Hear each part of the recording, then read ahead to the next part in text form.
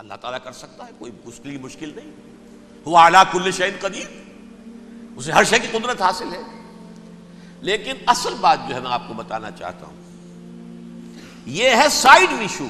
اصل ایشو ہے فلسطین کا جو شروع ہونے والا ہے. بھٹی دہکے گی وہاں. ظاہر بات ہے کہ اگر کوئی بہت بڑا اقدام ہو جاتا ہے فلسطینیوں کے خلاف، اور اگر واقعتاً مسجد اقصیٰ اور قبۃ الصخرہ گرا دیے جاتے ہیں، جو طوفان اٹھے گا عالم عرب میں، یہ حسنی مبارک ہوں یا شاہ خالد ہوں یا کوئی اور ہو، یہ نہیں روک سکتے اس طوفان کو. نوجوان خون اٹھے گا، غیرت اور جو بھی حمیت ہے. مسلمان ان پڑھ سے ان پڑھ اور بالکل بے دین، وہ بھی مسجد کی حرمت پر کٹ مرنے کو تیار ہو جاتا ہے. مسجد تو بنا دی شب بھر میں ایمان کی حرارت والوں نے، من اپنا پرانا پاپی ہے، برسوں میں نماز ہی بن نہ سکا. وہ چاہے کانپور کی مسجد سے مسلمانوں نے جانے دی ہیں، چاہے وہ شہید گنج کی مسجد تھی مسلمانوں نے جانے دی ہیں، چاہے نماز نہ پڑھتے ہو. لیکن یہ جو حرمت اور یہ جو حمیت اور یہ غیرت ہے، اس سے جو طوفان اٹھے گا یہ ہوگا اس ملحمۃ العظما، اس کی طرف پیش رفت ہو رہی. کتاب الملاحم سے احادیث کے حوالے سے کہ جن جنگوں کا حوالہ دیا حضور نے، پیشن گوئی کی ہے، اس کا نقطہ آغاز تھا خلیج کی جنگ. صدام حسین نے اسے کہا تھا یہ مدر آف وارز ہے، ام المحارب، یہ ایک جنگ نہیں ہے. اس کا نقشہ بھی حدیث میں موجود ہے، پیشن گوئی موجود تھی، اس وقت بھی ہم نے شائع کی تھی. لیکن اس میں جو جنگ اب ہونے والی وہ الملحمۃ العظما. ملحمہ کسے کہتے ہیں؟ لحم گوشت کو کہتے ہیں، اور قصائی کی دکان کو عربی میں ملحم کہتے ہیں، جہاں گوشت کے ٹکڑے کیے جاتے ہیں. آج کل مشینوں سے ہوتے ہیں، اب جو ہے وہ ہاتھ سے چھریوں سے نہیں ہوتے، لیکن ٹکڑے ہو رہے ہوتے ہیں، جسموں کے چیتھڑے اڑ رہے ہوتے ہیں. ملحمہ، یہی لفظ استعمال کیا تھا حضرت سعد ابن عبادہ نے رضی اللہ تعالی عنہ یوم فتح مکہ. ان کے دل میں تھا کہ اب ہم انتقام لیں گے ان عربوں سے، ان قریش سے. الیوم یوم الملحمہ، الیوم یوم الملحمہ، یہ کہتے ہوئے جا رہے تھے. ایک خاص کیفیت، آج ہے گوشت کے ٹکڑے اڑانے کا دن. حضور سے کہا کسی دن جا کر کے سعد تو یہ کہہ رہے ہیں الیوم یوم الملحمہ، الیوم یوم الملحمہ. حضور نے فرمایا نہیں، ان سے کہو جا کر الیوم یوم المرحمہ، الیوم یوم المرحمہ، آج رحمت کا دن ہے، آج تو میں ان سب کو معاف کروں گا. لا تثریب علیکم اليوم، میں تم سے وہی بات کہہ رہا ہوں جو میرے بھائی یوسف نے کہی تھی اپنے بھائیوں سے، اذهبوا فانتم الطلقاء، جاؤ تم سب کے سب آزاد. وہ ملحمہ ہے جس کو کہ حضور نے حضرت معاذ بن جبل رضی اللہ تعالیٰ عنہ، اس کی روایت ہے، اس میں سے جو ابو داؤد میں روایت آئی ہے اس میں الملحمۃ العظما، عظما مؤنث ہے اعظم کا. آپ کہتے ہیں جنگ عظیم اول، جنگ عظیم دوم، عظیم کا باپ ہو گیا اعظم، سب سے بڑا، اور اس کا مؤنث ہے سب سے بڑی، عظما. الملحمۃ العظما، سب سے بڑی لڑائی. میرے نزدیک یہ وار کے معنی میں نہیں ہے، بیٹل کے معنی میں. انگریزی میں یہ دو لفظ علیحدہ ہیں، وار، بیٹل.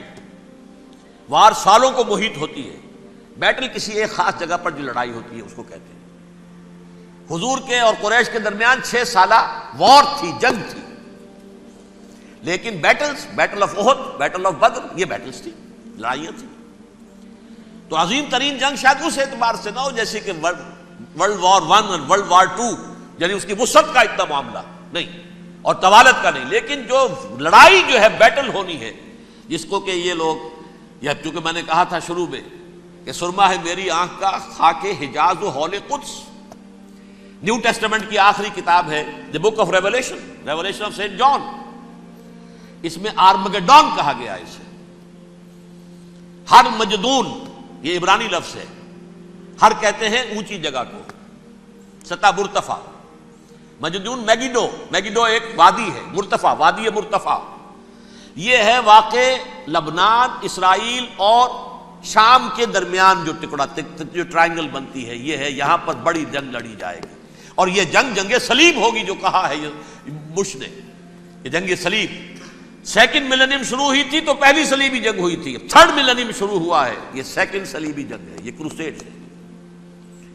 اور میں اس مرتبہ امریکہ گیا تھا تو پہلی مرتبہ مجھے وہاں ایک رسالہ ملا ٹرمپٹ نام کا. یہ امریکہ کے جو بہت ایکسٹریمسٹ قسم کے پروٹیسٹنٹس ہیں، یہ ان کا رسالہ ہے، اور ان کے بارے میں اب کہا جا رہا ہے وہ کرسچین زائنسٹ ہیں. آپ شاید پہلی مرتبہ یہ لفظ سن رہے ہوں. زائنسٹ تو ہم سمجھتے ہیں یہودیوں کو، کرسچین زائنسٹ وہ ہیں جو ہیں تو عیسائی پروٹیسٹنٹس ہیں، لیکن اسرائیل کے وہ حمایتی یہودیوں سے بڑھ کر ہیں. یہ میری کسی پہلی تقریر میں شاید بہت سے حضرات کو یاد آ جائے، میں نے کہا تھا 4 سال پہلے ہمارا تنظیم اسلامی کا ایک کنونشن ہوا تھا ہوسٹن میں، امریکہ کا جنوبی علاقے کا شہر ہے. ایک سیشن اس میں ہم نے رکھا تھا انٹرفیتھ، ایک عیسائی کو بلایا تھا، ایک یہودی بہت بڑا وہاں کا عالم ہے اس کو بلایا تھا. اس یہودی عالم نے ڈاکٹر وشوگراڈ، جو وہاں کی یونیورسٹی میں پروفیسر ایمیریٹس ہے، اس نے کہا تھا کہ یہ اسرائیل کو تو سپورٹ کر رہے ہیں عیسائی، ہم تو نہیں کر رہے. جو پریکٹسنگ یہودی ہیں وہ زیادہ اسرائیل کے حق میں نہیں تھے، یہ تو سن 67 کے بعد انہوں نے اسرائیل کو تسلیم کیا ہے. وہ تو منتظر تھے کہ ہمارا مسیحا آئے گا تو اس کی قیادت میں جنگ کریں گے، جیسے شیعہ منتظر تھے کہ مہدی موعود آئیں گے تو پھر ہم کچھ کریں گے. وہ امام خمینی نے کہا بھائی جب وہ آئیں گے آ جائیں گے، لیکن ہم کچھ راستہ کے لیے. زائنسٹ نے آگے بڑھ کر ریاست قائم کر لی، اور جب یروشلم پر بھی پورا قبضہ کر لیا تب جو ہے در حقیقت مذہبی یہودی جو ہے پھر انہوں نے اپنایا ہے، اون کیا ہے، اور نئے سیٹلمنٹس جو بھی بنے ہیں وہاں پر اسرائیل میں اس میں اکثر و بیشتر مذہبی یہودی آیا، اور بروکلن کے علاقے سے سب سے بڑھ کر آئے ہیں، جو امریکہ میں نیو یارک کا ایک جنوبی علاقہ ہے، بہت بڑا یہودیوں کا بہت بڑا گڑھ ہے. نیو یارک کو جیو یارک بھی کہا جاتا ہے، وہ تو اصل میں مرکز جو ہے وہ تو یہودیوں کا ہے. اس حوالے سے وہاں پر جو کرسچن زائنسٹ کہلاتے ہیں وہ اسرائیل کے یہودیوں سے بھی بڑھ کر کہیں سپورٹر ہیں. بہرحال اس دوسری صلیبی جنگ کا معاملہ جو میں کہہ رہا تھا، ٹرمپٹ نامی رسالہ، اس کا ایک مضمون ہے دی لاسٹ کروسیڈ. اب یہ آخری کروسیڈ ہے جو شروع ہونے والا ہے. میں تو حیران ہوں کس قدر کھل کے وہ باتیں کرتے ہیں. رومن کیتھولکس کو وہ کہتے ہیں کہ یہ شیطان ہے، یہ پوپ شیطان ہے، یہ یورپ کو اس نے جمع کیا ہے کرسچینٹی کی بنیاد پر، اور اس میں زیادہ تر کیتھولکس ہیں. آپ کو معلوم ہے برطانیہ بڑی مشکل سے شامل ہوا ان کے ساتھ، اس لیے کہ وہ پروٹیسٹنٹس کا سردار تھا، ابھی پوری طرح نہیں ہے. یورپ جو ہے وہ رومن امپائر دوبارہ یہ کھڑی کر رہا ہے، اور در حقیقت یہ جو ہے یہودیوں سے بھی چھیننا چاہتے ہیں اسرائیل کو اور فلسطین کو، اور مسلمانوں سے بھی، اور یہ وہی کروسیڈ جو تھے اربن ثانی کے اس کی تیاری کر رہے ہیں تاکہ وہاں پر عیسائی حکومت قائم ہو جائے، کیتھولکس کی، پوپ کی حکومت قائم ہو جائے، جیسے ایسٹ تیمور میں کر دی ہے. ایسٹ تیمور میں کون سی حکومت بنی ہے؟ Roman Catholic. رومن کیتھولک اسرائیل میں بنے تاکہ یہ سارے مقامات مقدسہ جہاں اسرائیل پیدا ہوئے، حضرت مسیح پیدا ہوئے، بیت الحم کہاں ہے؟ وہی ہے کہ نہیں؟ جہاں سے ریزریکشن ہوا ان کے خیال میں وہ کہاں ہے؟ وہیں پر ہے کہ نہیں؟ بڑے بڑے گرجے ان کے وہی ہیں. تو اس اعتبار سے ان کا کہنا یہ ہے یہ لاسٹ کروسیڈ کی تیاری ہو رہی ہے، یہ کیفور. اور ان کا کہنا یہ ہے کہ یہ پوری طاقت نیٹو کی جو ہے، یہ پہلے جرمنی سے لائی گئی بوسنیا، انہوں نے خود وہاں جنگ کروائی، انہوں نے خود وہاں پر ایتھنک کلینسنگ کروائی، پھر خود مصالحت کے لیے آ گئے، پھر کوسوو میں انہوں نے خود آگ بھڑکائی. یہ میں نہیں کہہ رہا، یہ وہ ٹرمپٹ رسالہ امریکہ سے چھپنے والا پروٹیسٹنٹس کا رسالہ ہے جو یہ کہہ رہا ہے. پھر انہوں نے کوسوو کے اندر کروایا، اور پھر وہ وہاں پر پیس فورس کی حیثیت سے آ گئے. اب وہ میسیڈونیا میں کروا رہے ہیں اور وہاں داخل ہو گئے ہیں. اگلا قدم ان کا سائپرس ہوگا، سائپرس میں ترکوں کو اور وہ گریکس کو لڑائیں گے اور وہاں آ جائیں گے، وہاں سے ایک چھلانگ لگائیں گے اور یہ فلسطین میں پہنچیں گے، اور یہ وہاں پر ایک رومن امپائر، اپنی پرانی رومن امپائر کی طرح کی رومن کیتھولک ریاست قائم کرنا چاہتے ہیں. تو وہاں امریکہ کے عیسائیوں میں بھی کوئی ایک طبقہ نہیں ہے، کیتھولکس بھی ہے، کیتھولکس زیادہ نہیں ہے ہمدرد، لیکن اب تابع ہو چکے ہیں. اسحاق ریبین نے جب یہ پیس ٹاک شروع ہوئی تھی، آپ کو یاد ہوگا شاید کہ جب وہ آیا تھا واشنگٹن سے واپس فلسطین اسرائیل، تو پہلے روم میں رکا for an audience with the pope, اور پوپ کو اس نے ایک مرتبان سا پیش کیا تھا، حضرت سلیمان علیہ السلام کے زمانے کا مرتبان، اور کہا تھا دیکھیے 3000 برس تک ہم نے اس کی حفاظت کی ہے، اب یہ میں آپ کے حوالے کر رہا ہوں. اس کے بعد سے پوپ جو ہے بالکل رام ہو گیا، اور وہ عیسائیوں کے ساتھ اور یہودیوں کے ساتھ ان کا پورا معاہدہ ہو۔ اب پورا عیسائی ورلڈ جو ہے بعثت مجموعی یہودیوں کے شکنجے میں ہے۔ البتہ ان کے اندر بھی جھگڑے ہیں، جو وہاں پر وائٹ کرسچن ملیشیاز ہیں وہ ایکسٹریمسٹ ہیں کیتھولکس، ان کے نزدیک دشمن نمبر 1 یہودی، دشمن نمبر 2 مسلمان، دشمن نمبر 3 جو یورپ میں کالے ہیں، ایفرو امریکن، چاہے وہ عیسائی ہو گئے ہوں، کوئی بھی ہو، یہ 3 دشمن ہیں جن سے انہوں نے کلینز کرنا ہے، صاف کرنا ہے ان کے خیال کے مطابق امریکہ کی سوسائٹی کو۔ اولا یہود، پھر مسلمان، اور پھر یہ جو کالے ہیں۔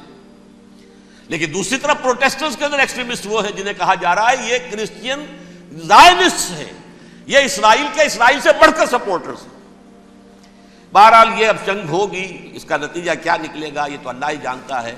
اب میں آخری بات کی طرف آ رہا ہوں۔ آخری نتیجہ تو جو بھی کچھ اپس اینڈ ڈاؤنز آئیں گے،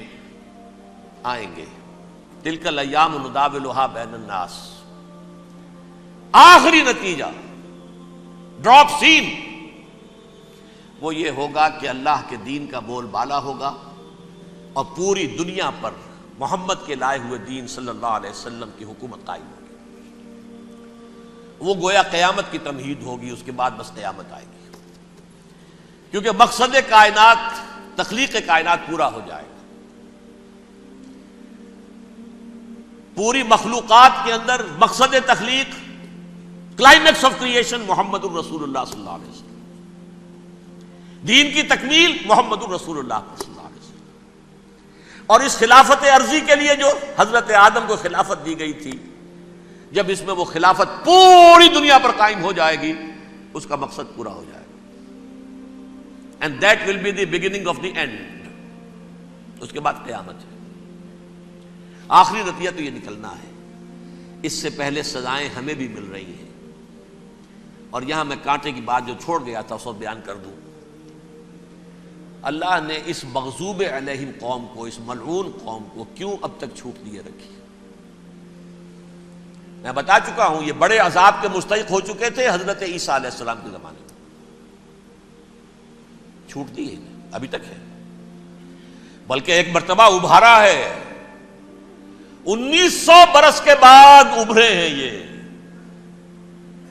بالفور ڈیکلریشن 1917، سن 70 عیسوی کے بعد، تقریباً 1900 برس، 1850 برس تو ہے کم سے کم۔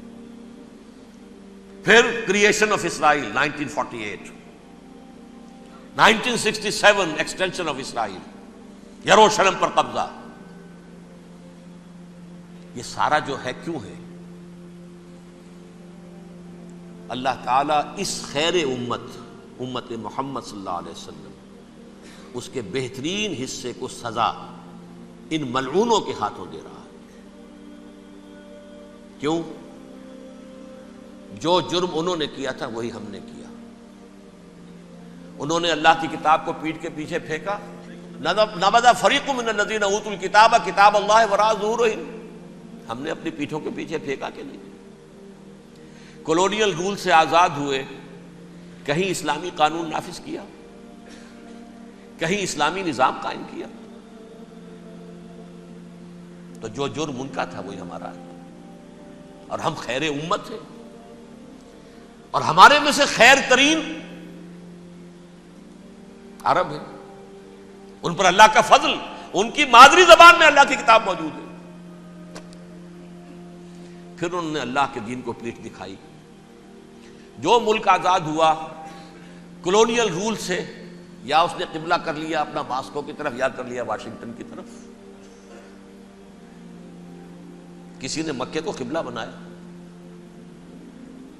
یہ بدترین سزا ہے۔ ویل للعرب من شر قد اقترب۔ اور ترمذی شریف میں تو یہاں تک روایت ہے، من اقتراب الساعۃ ہلاک العرب، قیامت کے قرب کی ایک نشانی یہ بھی ہوگی کہ عرب ہلاک ہو جائیں گے۔ ایک حدیث میں الفاظ آتے ہیں کہ حضور نے جب کہا یہ ہوگا یہ ہوگا یہ ہوگا، یہ بربادی آئے گی، تو کسی زوجہ محترمہ نام میں بھول رہا ہوں، انہوں نے پوچھا کہ عرب اس دن کہاں ہوں گے؟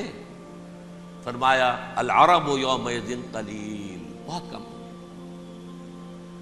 آخری خاتمہ ہونا ہے یہود کا حضرت مسیح علیہ السلام کے ہاتھوں. وہ عذاب جو 2000 برس تک ان سے ٹلا رہا وہ آئے گا اور ان کے رسول ہی کے ہاتھوں آئے گا.